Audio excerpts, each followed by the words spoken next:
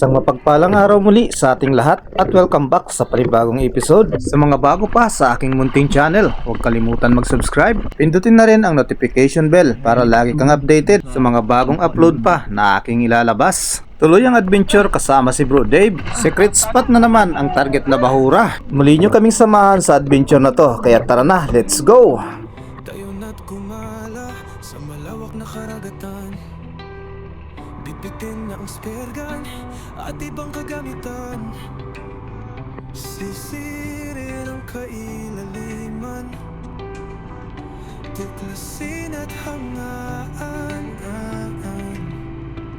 Bahura na makulay at mga istang kumikinang. Ano man ang paraan mo,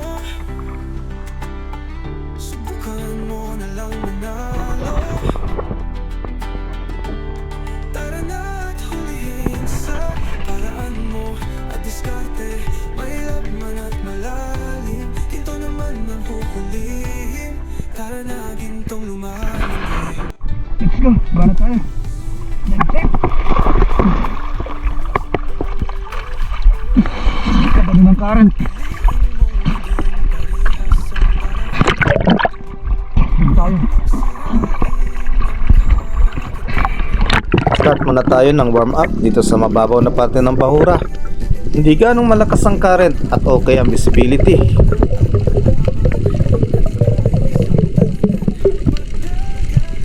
Napakasarap maghunt pag ganito ang kulay ng tubig. Kaya muli nyo akong samahan sa ilalim ng karagatan.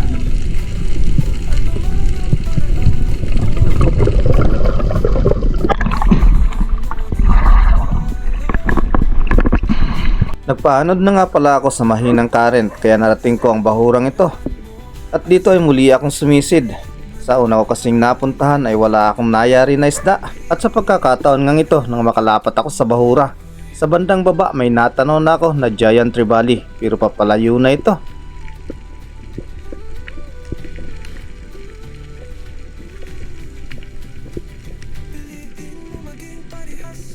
Nag-fish call pa nga ako dyan mga lods para mapansin. At baka sakali na rin na bumalik ang isda. Ang daming trigger fish sa baba kaya naengganyo akong lalo sa paglapat sa bahurang ito. Hindi ako tumigil sa pag-fish call dito.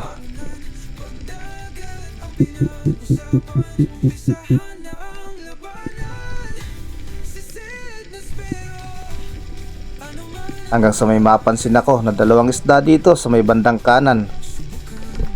Mabilis ang langoy kaya hindi ko kagad naipihit ang spear gun. Wala tuloy akong nayari sa isa man sa kanila. Dumiretso ito kung saan ko nakita yung giant trevally kanina. Sayang at dalawang bluefin trevally sana. Malalaki na ang size mga lods. Dahan-dahan na nga rin pala akong umangat dito dahil medyo matagal na tayo sa ilalim. Pero hindi na ako umalis sa bahurang ito dahil ang daming ang trigger fish. Sumunod na pagsisid at dito pa rin sa bahurang ito. At dito nga ay hindi na ako mapakali. Masyado nang mausisa.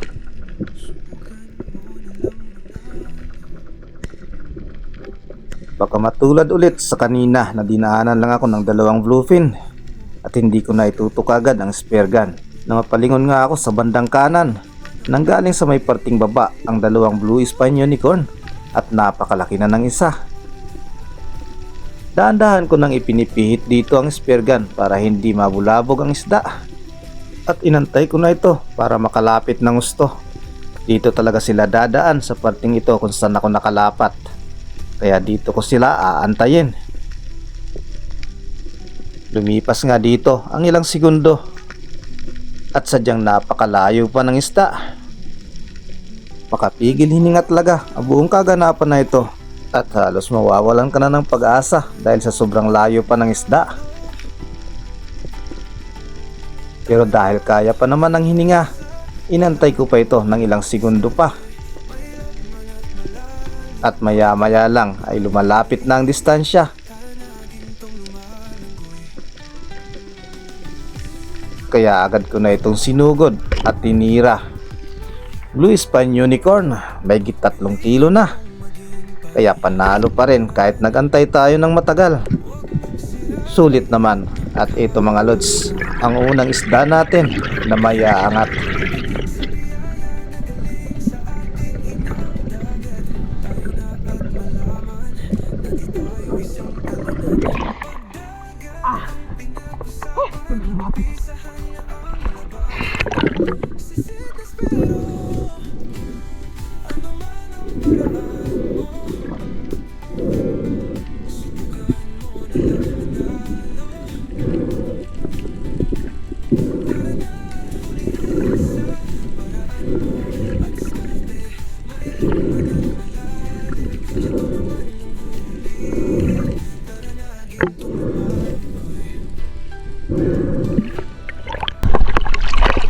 Grabe, ang laki. Higit 3 kilo ito.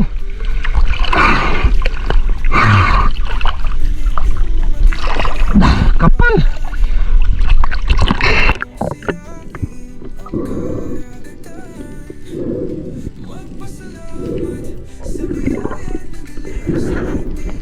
Sumunod na pagsisid nang maituhog ko nga ang Blue Spine Unicorn. Dito ay lalapat ulit ako sa may pader na bahura at titingnan sa may parting baba.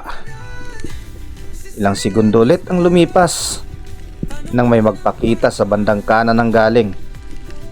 Napakalaking Maori sea perch at curious ito nang makita ko kaya lumapit ng gusto. Inantay kong tumagilid ng bahagya sa kakutitirahin pero sadyang napakalapit na kaya kinalabitan ko na ang isda. Minsan kasi ay sablay kapag diretsyong-diretso ang target. Daplis sa kaliskis kumbaga, pero dito ay maganda naman ang naging patama kaya hindi ko na binigyan ng line at hinatak ko na ng hinatak. Maori sea perch, my second fish of the day.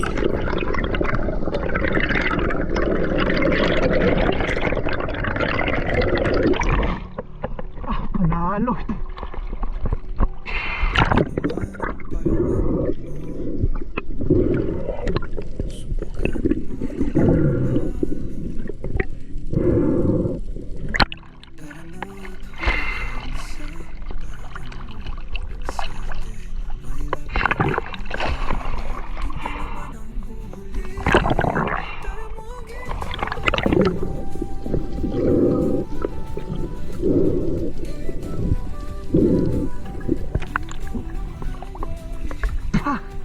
Laki.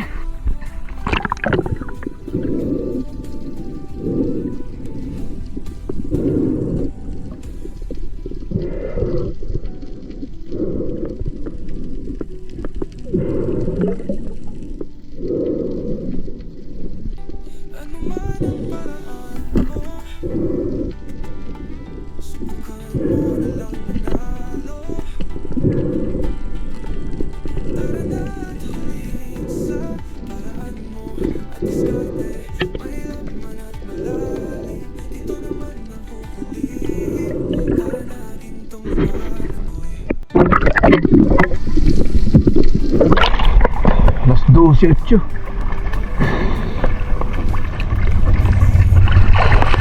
Ano ba yun?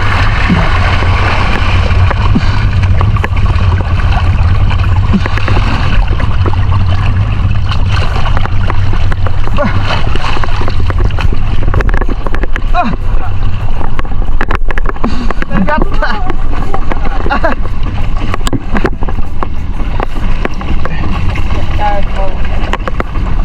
Ha?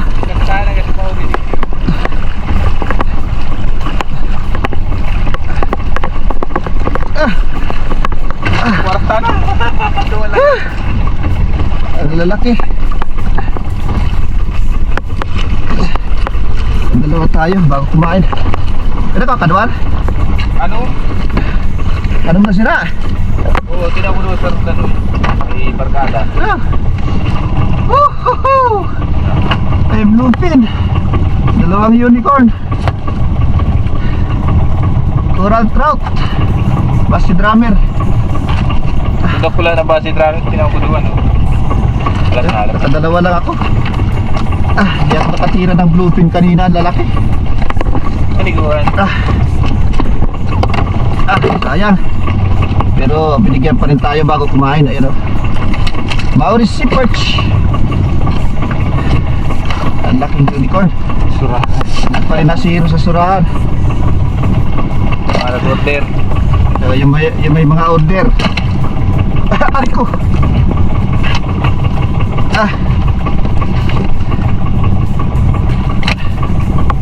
Alright, kain mo na. Maray talaga digdi ah. Maray naman digdigin yung Barcelona. Maray.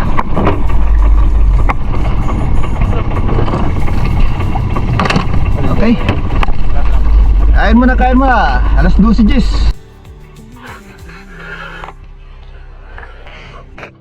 Unang sisid nga pala sa hapon na ito, malapit lang sa naangklahan ng bangka. May binisita kasi ako dito. Mababaw lang na bahura pero may Maori Seaperch akong target dito. Pang ilang araw ko na ring binabalik-balikan ang Maori Seaperch na nandito. Pero bago pa ako umabot sa target na lalapatan, may nakita na ako sa bandang kaliwa ng mga base drummer. Hinayaan ko muna ang base drummer at dumiretso ako dito sa lungga ng Maori Seaperch. At nang madungaw ko na nga ang parting baba kung nasaan ang lungga ng Maori Seaperch, wala akong napansin na malaki. Inantay ko pa ng ilang segundo baka lumabas, pero wala talaga. Kaya bumaling ako ng lingon sa bandang unahan at sa bandang kaliwa rin. Napansin ko pa rin ang base drummer na naandyan pa, kaya daan-daan akong pumihit para mapunta ang spear gun kung nasaan ang isda. At dito nga mga lods ay nagantay ako at pinalapit ko ang mga base drummer na ito. Sakto lang na may humiwalay na isa at napakalapit ang distansya, kaya ito ang target natin. Nasa 1 kilo na rin ang timbang at ito ay panalo na rin. Hindi na sayang ang pag-ilalim natin. Nakatangay pa rin tayo ng good size na base drummer.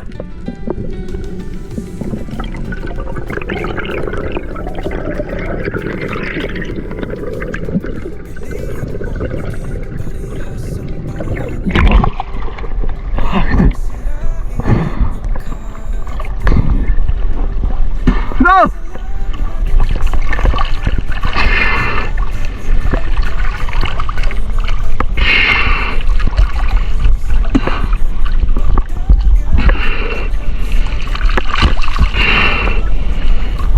Si Uragon. Si Utol dinis. Nay!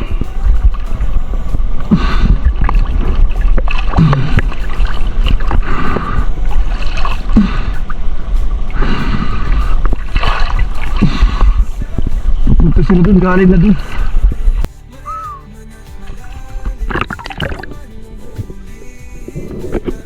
Nang maiakyat ang base drummer sa bangka, ito na ulit ang sumunod na drop ko dito. Sa ibabaw pa lang napansin ko na ang grouper na ito, kaya agaran ako ditong nag close open para sa kamay ko nakatingin ng isda at maitutok ng maayos ang spear gun.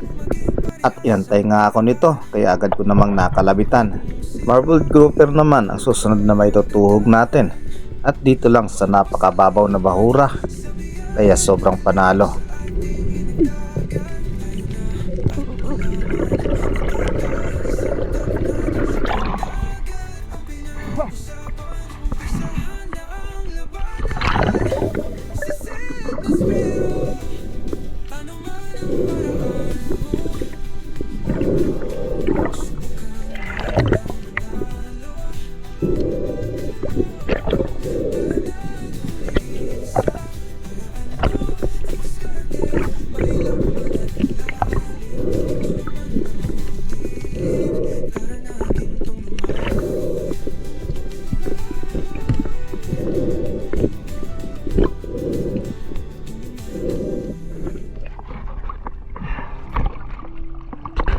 Next drop ko dito nang maituhog ang grouper. Sa ibabaw pa lang kasi natanaw ko na ang Maori Seaperch sa baba. Kaya malayo pa lang ay nag-drop na ako at ginapang ko na lang ng dahan-dahan kung nasaan ang Maori Seaperch.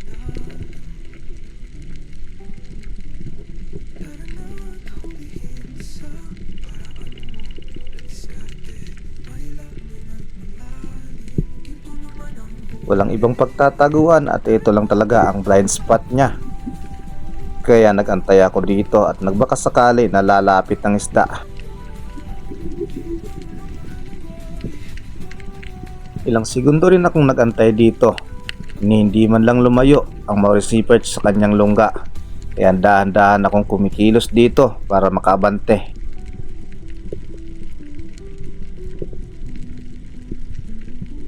Hindi pa nga ako nakontento sa pwesto kong ito at lumapit pa ako ng konti.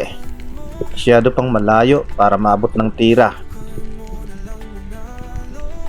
Walang planong lumapit ang isdang ito. Kaya dito ay dahan-dahan akong umaangat sa bahura para makapwesto ako at makalangoy ako ng mabilis papunta sa kanya at sinugod ko ng isda. Papalayo naman ang Maurice Seaperch na ito at diretso sa kanyang lungga. Napakabilis kaya hindi ko na naitutok ang spear gun. Malaki na sana, nasa 4 kilos na ang estimate ko sa isda pero hindi natin nayari. Kaya back to the surface na. Tagal tayong nagantay. Layo!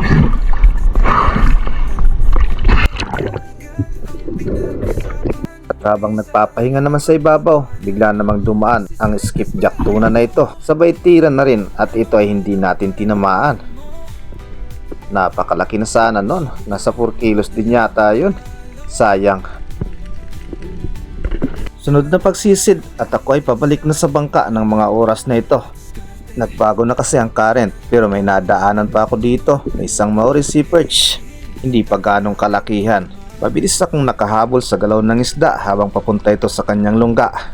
At hindi ko na pinaabot. Agad ko na itong tinira. Nasa 2 kilo na rin ang Maurice Seaperch na ito. Kaya sobrang panalo pa rin. Pabalik na sana ako ng bangka at plano ko ay umakyat na. Pero binigyan pa rin ako ng biyaya.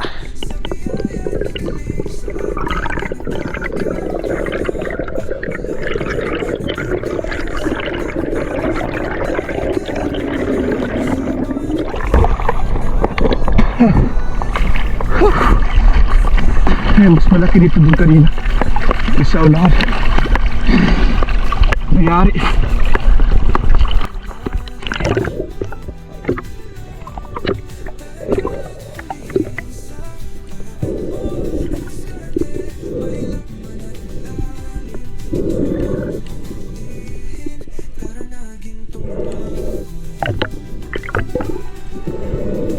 Ang maituhog ko nga ang Maurice Seaperch na ito. Napansin kong umakyat na si Bro Dave sa bangka at ang oras na ito ay mag-aalas 4 na. Kaya diretso na ako sa bangka mga lods.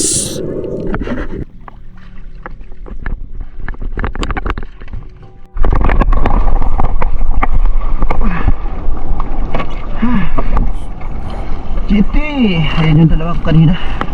Bakuan, ano yan sir? Ah, yan.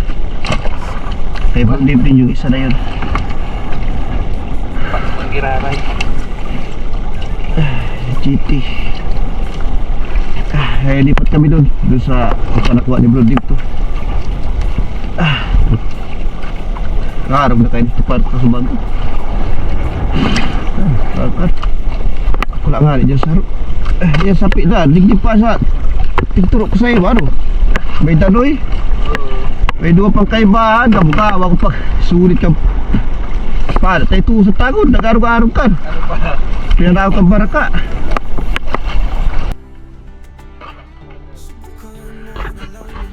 Nang makababa ng bangka, agaran akong nag-drop dito at nagunang camera. May bluefin kasi akong nakita pero mabilis ang langoy nito papalayo. Pababa sa may pader na ito na bahura. Dito ko nga pala tinira yung Maori kanina na malaki. At si Bro Dave nga pala ay hindi na bumaba ng bangka dahil panalo na ang kanyang huli. At dito sa bahurang ito, siya naghunt kanina. Hindi na nga pala ako mapakali dito dahil ang oras nang bumaba ako ay alas 4 na. Siguradong marami ang magpapakitang isda. At nang mapalingon nga ako sa bandang kanan, ay barakuda kagad akong nakita pero nasa bandang taas at malayo ang distansya. Dahan-dahan na akong umangat sa bahura para lumangoy at masundan ng barakuda pero mabilis ang langoy nito at hinayaan ko na lang. Back to the surface na para sa panibagong pagsisid. Nang makapagpahinga, ito na ulit ang sumunod na pagsisid ko dito sa bahurang ito. Napakaganda ng current at ang daming triggerfish. sa paligid.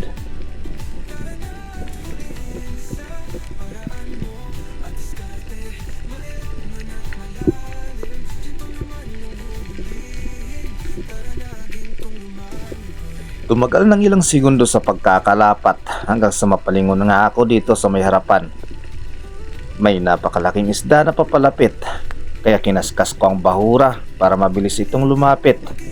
Isang longnose emperor kasi to, at siguradong lalapit kapag narinig at nakita ang dusting na ginagawa ko.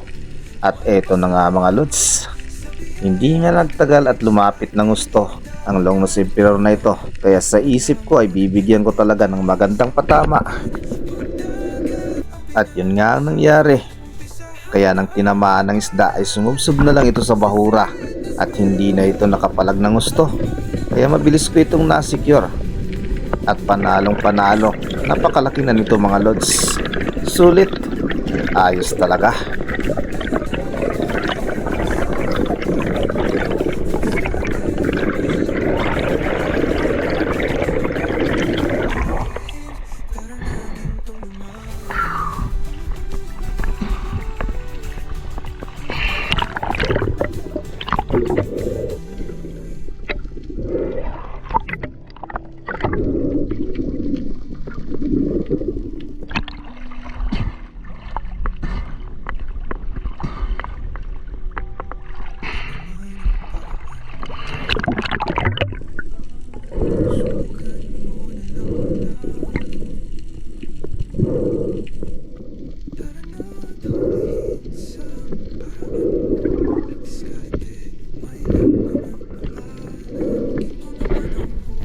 Hindi ko na itinuhog ang isda at diretso ko nang iaakyat sa bangka. Tuwang-tuwa si Bro Dave dito. Napakabilis lang kasi ng pangyayari. Minuto lang ang lumipas. Banat ulit.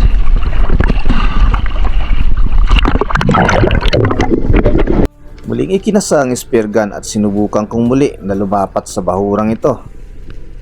Mag-aantay ulit tayo ng dadaan na isda. At baka sakali makayari pa rin.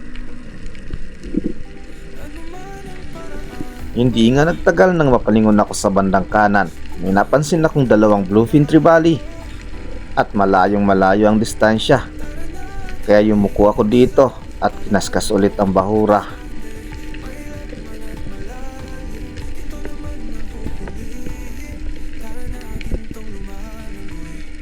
Hindi ako napansin ng bluefin trevally at halatang busy ito sa paghahunt ng kanilang makakain.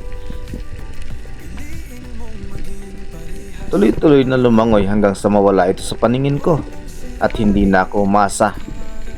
Bumaling na lang sa ibang direksyon at baka may magpakita pa na pwedeng matira, pero wala na akong napansin na iba mga lods bukod sa dalawang bluefin na yon at mga triggerfish, kaya umahon na ako dito. Muli akong lalapat dito at ganun pa rin ang diskarte ng paghahunt, lingon pa rin sa kaliwa at sa kanan.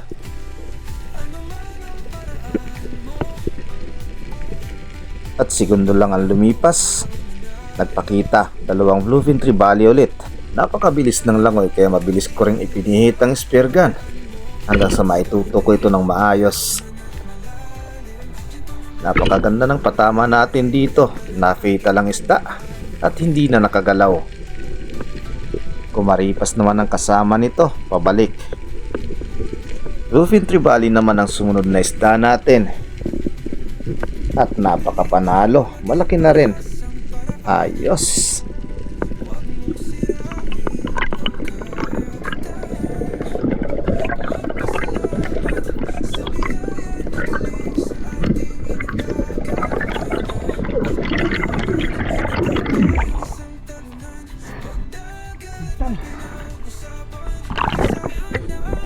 Nang sapat na ang naging pahinga, muli akong nag-drop dito. Naguna ko ng camera nang malapit na akong lumapat sa bahura. Napakalinaw kasi ng tubig kaya kitang kita naman sa ibabaw pa lang kung may isda na talaga sa ilalim. At dito nga nang mapalingon ulit sa bandang kanan. Dito naman ang galing ang GT at ilinapat ko ng gusto ang katawan ko sa bahura. Sabay galaw ng spear gun para maitutok kung saan manggagaling ang isda. Malayo pa ay tanaw na tanaw ko na ang GT na ito. Kaya naka-ready na ako bago pa ito makalapit ng gusto. Matagal bago ma-close ang distansya dahil mabagal ang langoy nito. Pero tuloy-tuloy naman. Kaya dito ay binigyan ko na naman ng magandang patama. Hindi ko man na-fatal ang isda pero sigurado akong masisecure. Pumulupot na kasi ang line ko sa shafting kaya hinatak ko na ito ng hinatak. At hindi ko na binigyan ng line.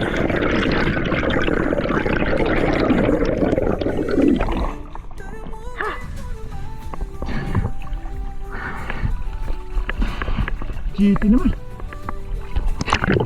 Nag-sign na nga ako kay Bro Dave na ayos na. Panalo na tayo sa 3 isda na nayari. Malalaki ng mga lods. Halos 30 minutos lang kasi nang makababa sa bangka. At biniyayaan ako ng malalaki. Sobrang panalo talaga mga lods. Kapag ganitong oras na, palubog na ang araw, napakaganda na mag-hunt. Ang dami ng pelagic na nagpapakita.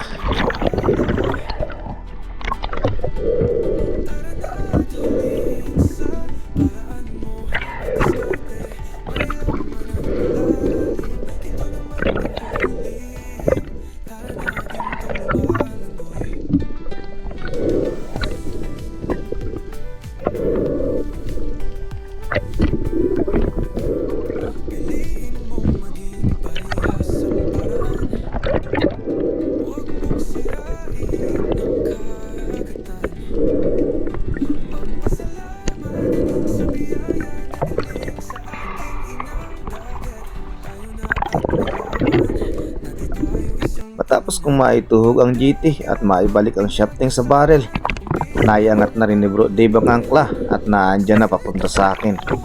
Paldo sa adventure na to, maraming salamat sa biyaya at labis na pag-iingat. Kahit wala kaming bangkero, nakayari pa rin kami ng marami. Panalong panalo to.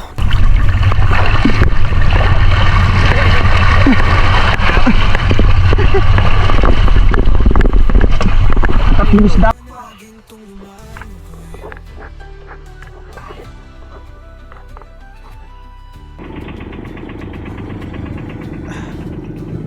Dito na kami.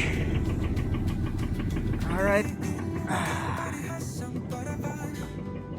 Alas 5:54.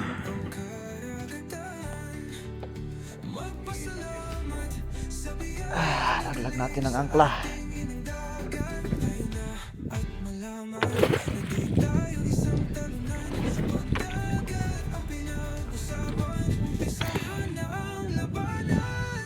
At batiin muna pala natin ang mga nagpapa-shoutout.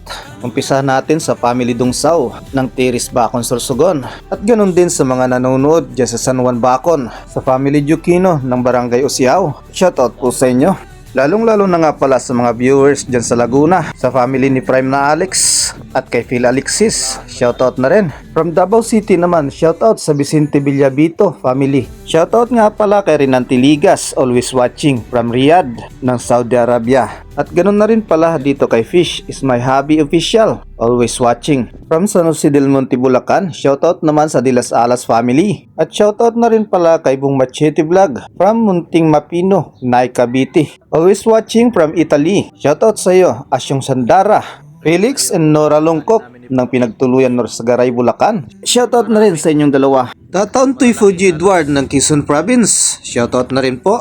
Leo Thomas ng San Jose City, Nueva Ecija.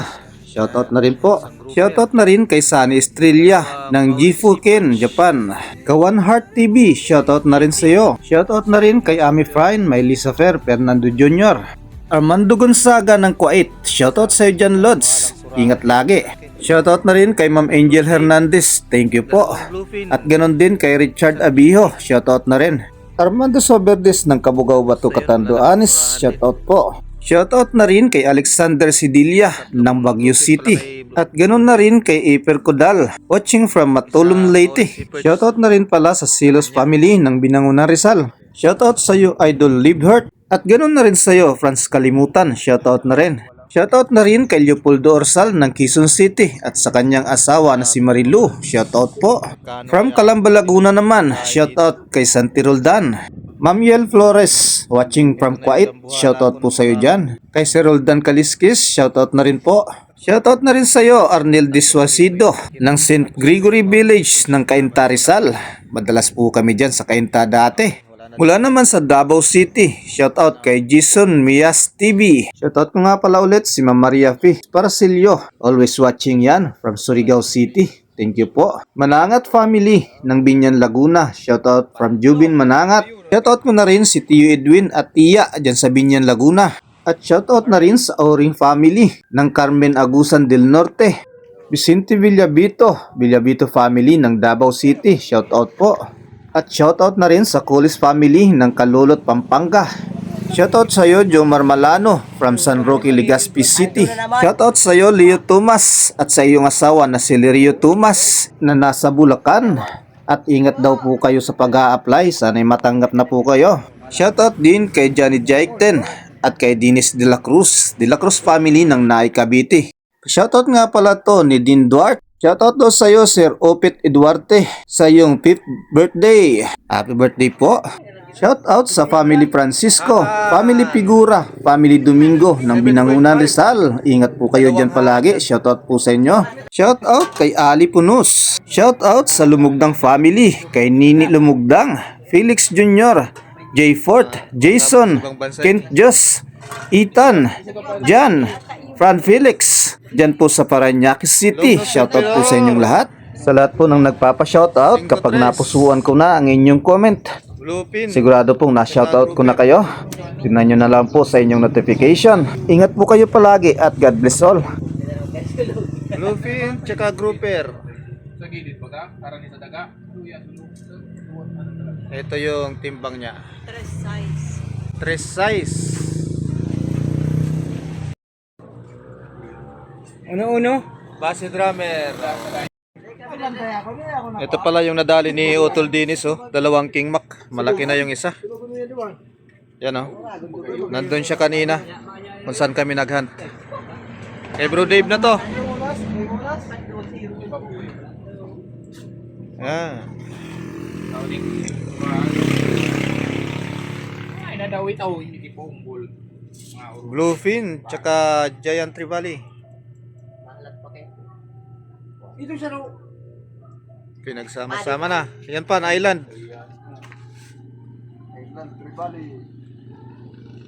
Hala. Oh, ha? Hindi pa nga niyo. 4 na isda. 0.8. 0.8. Coral trout.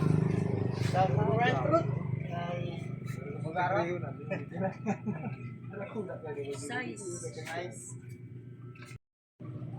Ito yung surahan. Langgad. Surahan. May 3 kilo. Oh. Surahan. Ito na yung kinita sa araw na ito. Paldo na. 6,038. Ito pa yung isang surahan na 3 kilos.